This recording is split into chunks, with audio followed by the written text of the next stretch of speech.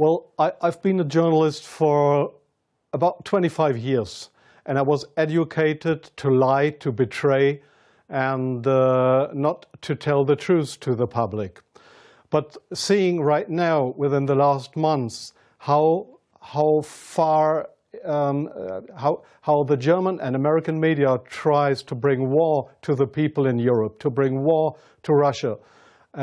This is a point of no return, and I'm going to stand up and say it is not right what I have done in the past, to manipulate people, to make propaganda against Russia, and it is not right what my colleagues do and have done in the past, because they are bribed to betray the people, not only in Germany, all over Europe. The reason writing this book was that I am very fearful of a new war in Europe, and I don't like to have this situation again, because war is never coming from itself. There is always people behind it to push for war.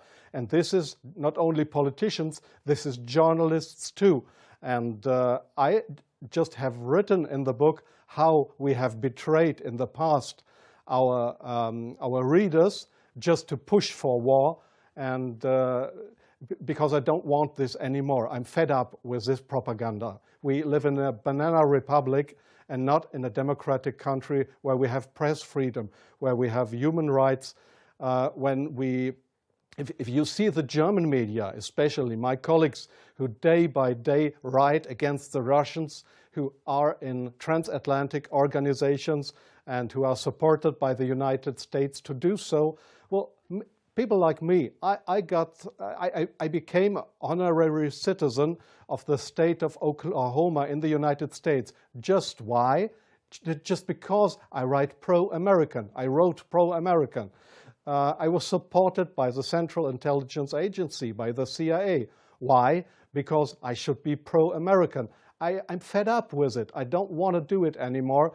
And so I've just written a book not to earn money. No, it will cause a lot of trouble for me, just to give the people in this country, in Germany, in Europe, and all over the world, just to give them a glimpse of a view what goes up behind the closed doors.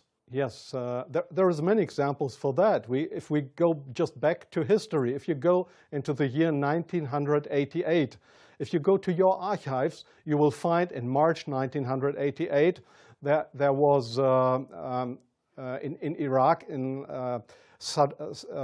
Iraq, the Kurdish people have been gassed with poisoned gas. That is known all over the world. But in July 1988, they sent me to a town called Zubaydat, that is on the Iraqi-Iranian border. There was war. It was war between the Iranians and the Iraqis, and I was sent there to photograph how the Iranians have been gassed with poisoned gas, with German poisoned gas. You call it Lost and Zarine, mustard gas, made by Germany. They have been gassed, and I was there to make photographs how these people have been killed by poisoned gas from Germany. When I came back to Germany, there was just one small photo in a newspaper, in the Frankfurter Allgemeine, and there was one small article not writing how impressive, brutally, how unhuman, how terrible it was to kill decades after the end of the Second World War, people with German poisoned gas.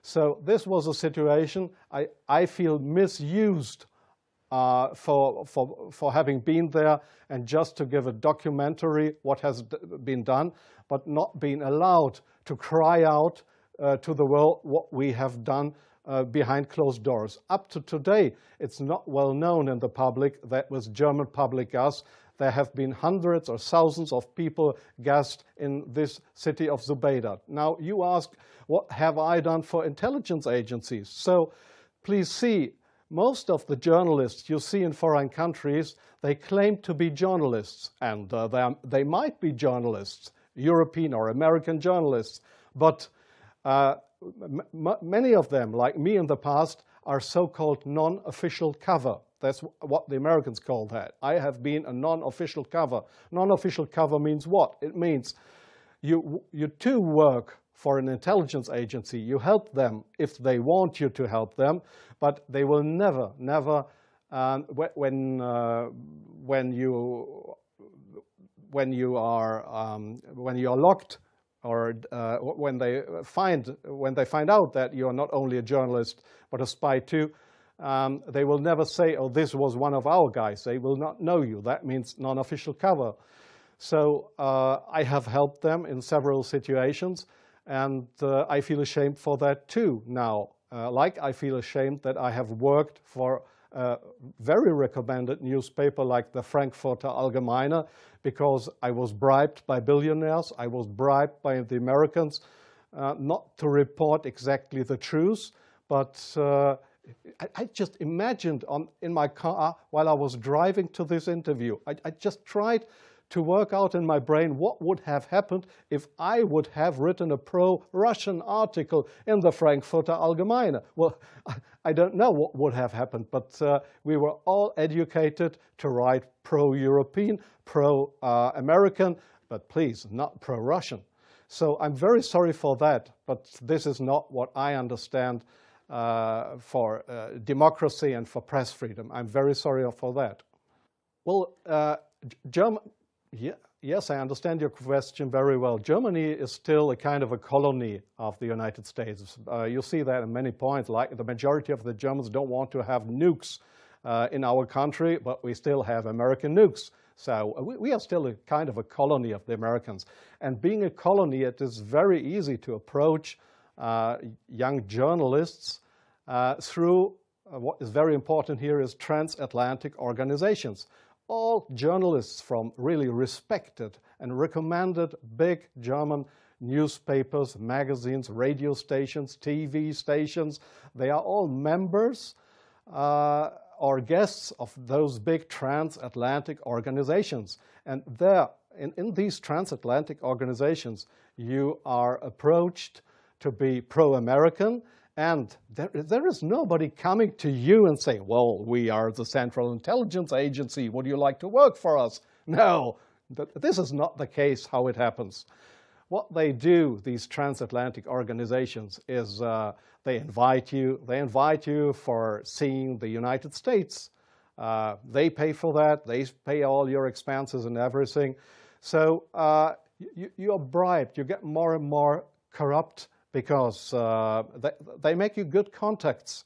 You won't know that those good contacts are, let's say, non-official covers, or officially people working for Central Intelligence Agency or other American agencies. So you make friends. You think they are friends, and you cooperate with them. They ask you, well, could you do me this favor? Could you do me that favor? And so your brain more and more is brainwashed through these guys. And your question was, is this only the case with German journalists? No, I think it is especially the case with British journalists, because they have a much closer relationship. It is especially the case with Israelis, of course with French journalists for a part, not that big as with German or with British journalists. It is the case for Australian journalists, for journalists from New Zealand, from Taiwan, from, well, there is many countries in the Arab world, like Jordan, for example, like Oman, the Sultanate of Oman. There is many countries where this happens, where you find people to claim they are respected journalists, but if you look behind them, you'll find they are puppets on a string of the Central Intelligence Agency. I'm sorry in interrupting you. I'll give you one example. Sometimes the intelligence agencies, they come to your office and want you to write an article. I give you an example not from strange other journalists, from me myself. I've just forgotten the year. I just remember that the German Foreign Intelligence, Bundesnachrichtendienst, it is just a sister organization of the Central Intelligence Agency. It was founded by the American Intelligence Agency. So one day the BND, this German Foreign Intelligence Agency, came to my office at the Frankfurter Allgemeine in Frankfurt. And they wanted me to write an article about Libya and about Colonel Muammar Gaddafi. I had absolutely no secret informations regarding Colonel Muammar Gaddafi and Libya. But they gave me all these secret informations, and they just wanted me to write, to sign the article with my name. I did that, but it was an article that was published in the Frankfurter Allgemeine that originally came from the Bundesnachrichtendienst, from the German Foreign Intelligence Agency. So do you really think that this is journalism, intelligence agencies writing articles? Oh yes, that article, I have reprinted it partly in my book. That article was how Libya and Colonel Muammar Gaddafi, how he secretly tried to build a poison gas factory. I think in Rabta was the name, yeah. And I got all those informations. It was a story that was printed worldwide 2 days later. But I had no information on that. It was the intelligence agency that wanted me to write this article. So, but this is not the way journalism should work, that intelligence agencies, that they decide what is printed and what not. If I say no, I give you an example from a very good example if you say no. Well, we have a rescue unit in Germany with helicopters for traffic accidents. It's called, they call themselves the Yellow Angels. There was one guy who didn't want to cooperate. He was a pilot of the helicopter service of the Yellow Angels in Germany. This guy said no to the Foreign Intelligence Service, Bundesnachrichtendienst, when they approached him and wanted him as a non-official cover to work for the German Foreign Intelligence Agency, under, just to pretend to be somebody from the Yellow Angels. So what happened was that he lost his job. And the court in Germany, the judge decided that they were right, because such a guy could not be trusted. He was kicked off his job because he didn't cooperate with the Foreign Intelligence Service. So I knew what would happen if I would not cooperate with intelligence services. Well, I have had, let me say, 6 times my house was house searched because I was accused by the public prosecutor, the German public prosecutor. I was accused of leaking secrets of states. 6 times house searched. Well, they hoped that I wouldn't do that ever again. But I think it's worse that the truth will come out one day. The truth won't die. And I don't mind what will happen. I've had 3 heart attacks. I have no children. So if they want to bring me to court or to prison, so it's worse for the truth.